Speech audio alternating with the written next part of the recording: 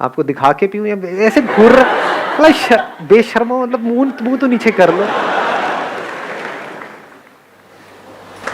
पानी है क्या? अरे दारू है, पानी से इतनी एनर्जी कहाँ आएगी? मेरा सर क्वेश्चन बहुत सिंपल सा है, वो सबकी प्रॉब्लम का एक ही क्वेश्चन है। सर खड़े हैं यहाँ पे, हम सब इनसे ही सुनने आए हैं, तो ये सारी प्रॉब्लम ये फेस करके बहुत आगे आ चुके हैं। तो एक कॉमन सा क्वेश्चन है जो मैं एग्री करता हूँ कि सब उस पर एग्री करेंगे कि आप इतनी एनर्जी लाते कहाँ से हैं? What is the source of your energy? कितने चाहते हैं ये हो आज के सेशन का टॉपिक? नहीं, सबको उठाना है। देखो भाई खुल्लम खुल्ला गुंडागर्दी हो रहे हैं यार।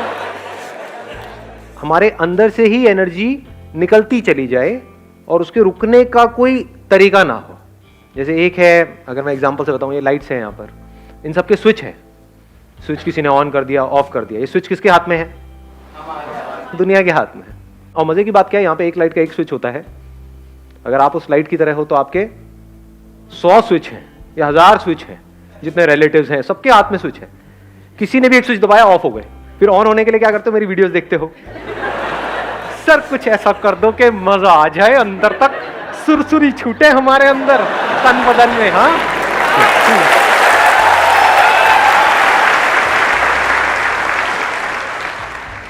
ये सब टेम्परेरी सॉल्यूशन है, इसका कोई फायदा नहीं है। रियल सॉल्यूशन क्या है कि बिल्कुल रिलैक्स होकर के आराम से ठंडे दिमाग से विद पेशेंस समझने की कोशिश करो कि वो सोर्स ऑफ एनर्जी क्या है। एक बात तो पक्की है, कहीं बाहर नहीं है। क्योंकि मैं किसके वीडियो देखूंगा? आपके पास तो फिर भी मैं हूं।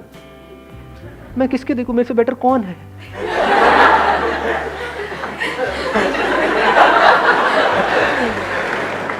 मेरा जो सोर्स है वो बाहर नहीं है, ये बात तो पक्की है।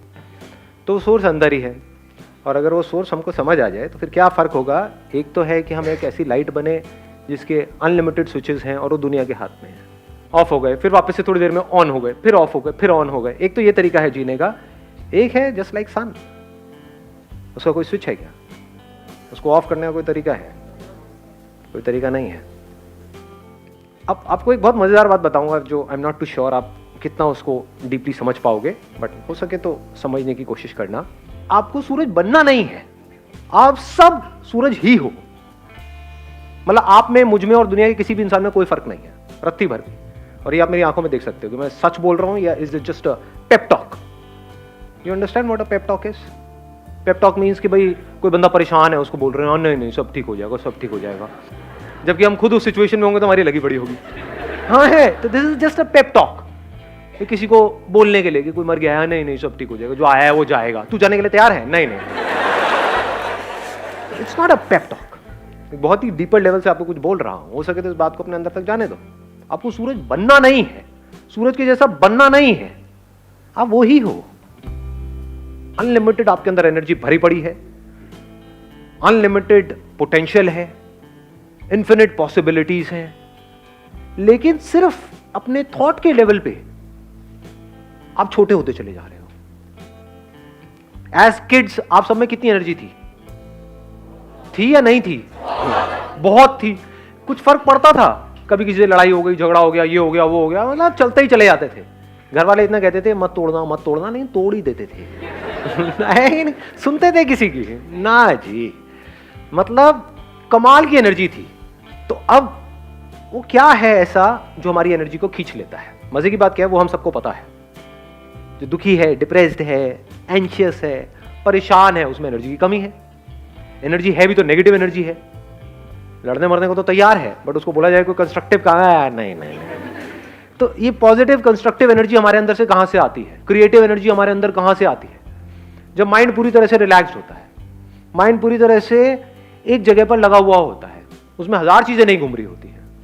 नहीं तो हमारी ब्रेन की ऐसी हालत हो जाती है जैसे कोई कंप्यूटर हैंग हुआ पड़ा है। मोबाइल में आपने ऐप्स बहुत सारी डाउनलोड कर ली है, तो भैया अब टाइम आ गया फैक्ट्री सेटिंग्स को समझने का। समझे? बच्चे फैक्ट्री सेटिंग्स पे हैं, इसीलिए उनमें पूरी एनर्जी है। और इसका सोल्यूशन क्या है? अब आपको वापस से बच्चे के जैसा बनना है इस दुनिया के बावजूद। ये दुनिया जो बड़ों की दुनिया है, बड़े मतलब महामूर्ख जो अपने आप को बड़ा समझते हैं। शरीर बड़ा हो गया है, ऐसे भी चारों तरफ से फैले पड़े हैं, मैच्योरिटी लेवल 0 है। बच्चों में फिर भी मैच्योरिटी होती है, बच्चों को पता है कि कहीं कुछ इंटरेस्टिंग हो रहा है तो हाँ फिर भी सुन लो, समझ लो, ये कर लो। बड़ों में ढेले की नहीं। तो real maturity is when we are eager to learn, when we are open to learn. पूरी तरह से हम अलर्ट हैं, अवेयर है हर मोमेंट में, कुछ नया सीखने के लिए, कुछ नया करने के लिए। अब रुक जाओ, अब बीच में मत बोलना। सुन रहे हो मैं क्या कह रहा हूँ? सुनना इज इम्पोर्टेंट, बोलना इज नॉट इम्पोर्टेंट। आपके अगर 1000 क्वेश्चंस हैं, अगर उन सबके भी मैंने जवाब दे दिया ना, हर एक के 1000, लाखों नए क्वेश्चंस खड़े हो जाएंगे। समझने की कोशिश करो कहाँ से क्या बोल रहा हूँ। जब भी हम परेशान होते हैं हमारी एनर्जी कम होती है, जब हम परेशान नहीं होते हमारी एनर्जी अच्छी होती है, कमाल की होती है। तो अब देखो हम दुखी क्यों होते हैं? It is so simple. Number 1, हमको जो चीजें चाहिए सर्वाइव करने के लिए और वो हमारे पास में नहीं होती है तो हम दुखी होते हैं। वो चीजें कहां से आती है? पैसे से। तो पैसे की वजह से हम दुखी होते हैं? डेफिनेटली होते हैं। कभी ये मत कह देना कि नहीं होते हैं। फंस जाओगे, उल्टे सीधे चक्रों में पड़ जाओगे, उल्टे सीधे बाबाओं के पास जाकर के धक्के खाओगे, उल्टी सीधी तरह की मेडिटेशंस करोगे। मेरा माइंड स्टेबल क्यों नहीं रहता है? भैया तेरी जेब में पैसा नहीं है, पहले पैसा कमा जाएगा। It is so obvious. समझ गए? तो सबसे पहला स्टेप क्या है? आपके पास एटलीस्ट इतना पैसा होना चाहिए कि आपको अपने सर्वाइवल की टेंशन ना हो। इसमें कौन आपको बताएगा? मैं बताऊंगा? कोई और बताएगा? वो आपको खुद ही फिगर आउट करना है कि आपकी जो पर्सनालिटी है उसके हिसाब से क्या आप कर सकते हो जहां से एटलीस्ट आप फाइनेंशियली इंडिपेंडेंट हो जाओ। This is 1। दूसरा, हम दुखी कब होते हैं? जब हम जितना कमा रहे होते हैं उससे ज्यादा हमारे खर्चे होते हैं नहीं होते हैं? ये सुनने में बड़ा सिंपल सा लग रहा है, बट ये क्रेडिट कार्ड्स और ये वो ले लेते हैं, धीरे धीरे थोड़ा थोड़ा करके दे देंगे। थोड़ा थोड़ा क्या होता है? तो शुरू में एटलीस्ट आप इतना कर सकते हो कि शुरू में गाड़ी लेनी है, ये लेना है, वो लेना है, डाउन पेमेंट पे लेना है, चक्कर ही खत्म। नहीं है डाउन पेमेंट के पैसे, मत लो। ये अगर इतनी बेसिक सी भी बात आपको समझ आ रही है तो प्रेशर रिलीज हो गया आपके ऊपर से, बहुत मेजर प्रेशर रिलीज हो गया। हाँ, दुनिया को दिखाने के लिए, अपने अंदर ही अंदर कुछ भी कहानियां बनाने के लिए ना, समझे? अपने अंदर ही अंदर हम कुछ भी कहानियां बना लेते हैं कि नहीं नहीं ये तो मुझे चाहिए ही, इसके बिना तो मेरी लाइफ चल ही नहीं सकती, बाइक से मुझे गाड़ी लेनी ही पड़ेगी। और ले ली, उसके बाद में आपके बॉस ने आपकी ले ली। समझे? होता है नहीं होता है? आपको इतनी अकल होनी चाहिए कि मेरे पास में जितना पैसा है मेरे खर्चे उससे हमेशा ही कम रहे, अगर आपको बिना टेंशन के जीना है तो। ये आ गया दूसरा। तीसरा, हम दुखी क्यों होते हैं? कभी सोचा है क्यों होते हैं हम दुखी? कंपैरिजंस करते हैं। जब भी अपने आप को किसी से भी कंपेयर करते हैं तो हमारे ऊपर प्रेशर क्रिएट होता है। इस दुख को आप प्रेशर बोल सकते हो। और जिसके ऊपर जितना ज्यादा प्रेशर है, अभी जैसे आपको बोला जाए भागने के लिए और आपके पीछे मैंने 50 किलो का एक बैग टांग दिया, कहूंगा भागो, और एक है कोई बैग ही नहीं है, कोई बैगेज नहीं है, किस केस में ज्यादा तेज भागोगे? ऑब्वियस है ना, ये बात है, बोलने की जरूरत है। तो अपने अंदर झांक करके देखो कितना प्रेशर है। अभी हम क्या कर रहे हैं? लिस्ट बना रहे हैं किस वजह से प्रेशर क्रिएट होता है। नंबर 1 पैसे की कमी से, नंबर 2 खर्चे ज्यादा होने की वजह से, नंबर 3 अपने आप को कंपेयर करने की वजह से। चाहे आप किसी से भी कंपेयर करो, प्रेशर क्रिएट हो जाएगा। और प्रेशर ये मत समझना कि सिर्फ जब आप अपने आप को किसी ऐसे बंदे से कंपेयर करते हो जो आपसे ऊपर है तब आपके ऊपर प्रेशर क्रिएट होता है। कोई बंदा आपसे नीचे है, उससे भी अपने आप को कंपेयर करते हो तो प्रेशर क्रिएट होता है अंकल।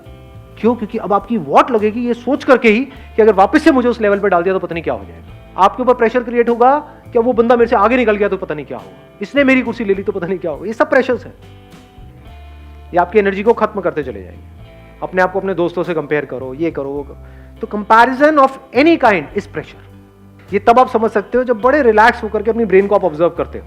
जब आप बोलते हो मैं टॉपर हूं, तो क्या होता है? क्या प्रेशर सिर्फ उस पर क्रिएट होता है जो बॉटम पे है, या टॉपर पे भी क्रिएट होता है? समझ आ रही है मेरी बात है? तो इतनी हमारे अंदर अकल होनी चाहिए, हमको आगे बढ़ने के लिए लाइफ में अपने आप को किसी से कंपेयर करने की जरूरत नहीं है। अपने पोटेंशियल को पहचानना है, उसके हिसाब से आगे बढ़ना है। किसी के जैसा नहीं बनना है, चाहे वो कोई भी हो, कोई भी फन्ने खाओ, उसके जैसा नहीं बनना है, अपने जैसा बनना है। और बताओ, और प्रेशर किस वजह से क्रिएट होता है? एक्सपेक्टेशंस। अब एक्सपेक्टेशंस क्या है? सिर्फ एक लाइन में बोलूंगा जिसमें आपकी सारी एक्सपेक्टेशंस कवर हो जाएगी। ये जो दुनिया है जैसी है मुझे पसंद नहीं है, मैं चाहता हूं ये ऐसी हो जाए, यही तो है एक्सपेक्टेशंस। और क्या है? और जब भी आप इस तरह से एक्ट करते हो, यानी कि कोशिश करते हो उनको बदलने की, तो अगर वो बदल भी गए तब भी आप हारने वाले हो इस रास्ते पे चल करके। क्यों? क्योंकि आपकी साइकी में क्या बैठेगा, आपके सबकॉन्शियस में क्या बैठेगा कि मैं बदल सकता हूं। अगर मैं इसकी एक हैबिट बदल सकता हूं, जैसे फॉर एग्जांपल जो हस्बैंड वाइफ है उनकी प्रॉब्लम की शुरुआत कहां से होती है? हस्बैंड कुछ बोलता है अपनी वाइफ को करने के लिए कि तुम्हें करना ही पड़ेगा, मान लो पल्लू करना ही पड़ेगा, वो कहती है चलो कोई बात नहीं, एक ही तो बात है, कर देती हूं ना। उसने पल्लू किया, अब आपको क्या लगता है वो हस्बैंड वहीं पे रुक जाएगा? वो क्या कहेगा? अब तुम्हें रोज सुबह उठ करके पैर भी छूने होंगे, रोज सुबह उठ करके मेरी आरती भी करनी होगी, रात को मेरे पैर भी दबाने होंगे। फिर एक दिन ऐसा आएगा वो गला दबा देगी अपना। अब इसमें नुकसान किसका हो रहा है? ध्यान से समझना, क्या सिर्फ उस लड़की का हो रहा है या इसका भी हो रहा है, लड़के का भी? ये देखने के लिए बड़ी समझ चाहिए। इसका भी हो रहा है, क्योंकि जब अलग होंगे तो दोनों को दुख होगा ना।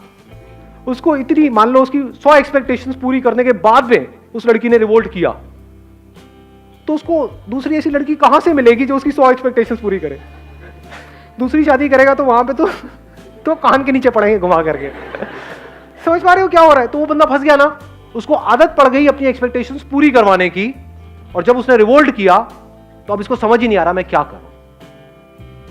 तो समझदार तरीका क्या है लाइफ को जीने का? सबसे समझदार तरीका, जहां से बिना किसी प्रेशर के आप जी रहे हो, ये दुनिया जैसी है परफेक्ट है, कुछ भी नहीं बदलना है इस दुनिया के अंदर। Nothing needs to be changed, nothing needs to be touched. जहां आपने किसी भी चीज को छुआ अपने माइंड के लेवल पे, एक्सपेक्टेशन वाइज, आपको दुखी होने से दुनिया की कोई ताकत नहीं रोक सकती। अपने आप को मेरी जगह पे रख करके देखो, अगर मेरे अंदर हल्की सी भी एक्सपेक्टेशन आई कि आपको समझ आना चाहिए कि मैं बोल क्या रहा हूं,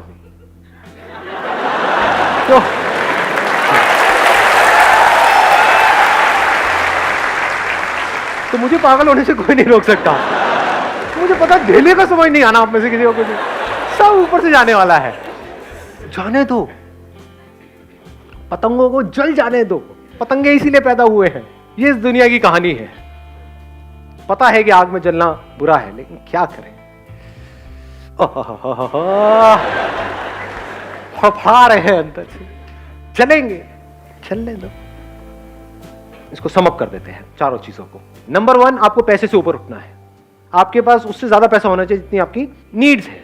नंबर 2, अपने डिजायर्स को पूरा करना है तो अपनी कमाई को बढ़ाओ। सुनने में बड़ा बेसिक लगेगा, लो फेरारी डाउन पेमेंट पे कौन मना कर रहा है? पहले कमाई बढ़ाओ, बाद में खर्चे बढ़ाओ। खर्चे कमाई से कम, बेसिक्स ऑफ लाइफ, प्रेशर कभी क्रिएट नहीं होगा। नंबर 3 क्या था? बोलो बोलो बोलो। कंपैरिजन। इस कंपैरिजन के कीड़े से अपने आप को बचा लो। ना अपनी ईगो को सेटिस्फाई करना है ये बोल करके कि देखो मैं तो ये कर गया, मैं तो वो, ना ये करना है कि देखो वो क्या कर गया और मैं वहीं रह गया। दोनों तरफ से प्रेशर क्रिएट होता है, दोनों जगह से बाहर निकल आओ। ये आगे पीछे का गेम चलता रहता है इस दुनिया में, इसमें ज्यादा ध्यान मत दो, अपने काम पे ध्यान दो। जिसके काम में दम है वो इस रेस से बाहर आ सकता है, दैट इज इंपॉर्टेंट। इस रेस में जीतना इज नॉट इंपॉर्टेंट। गधों की रेस में जीतना इंपॉर्टेंट है, इस गधों की रेस से बाहर निकलना इंपॉर्टेंट है। उसकी बात हो रही है आज यहां पर। Last but not the least, चौथा पॉइंट, एक्सपेक्टेशंस को जीरो कर दो। क्यों? क्योंकि चाहे एक्सपेक्टेशंस पूरी हो चाहे ना हो, दोनों ही तरफ से मैं मरने वाला हूं, तो ऐसा काम करना ही क्यों है? ये फॉर्मूला है जिसको दुनिया की कोई ताकत चैलेंज नहीं कर सकती। किस चीज का फॉर्मूला है? बिना प्रेशर के लाइफ को जीने का।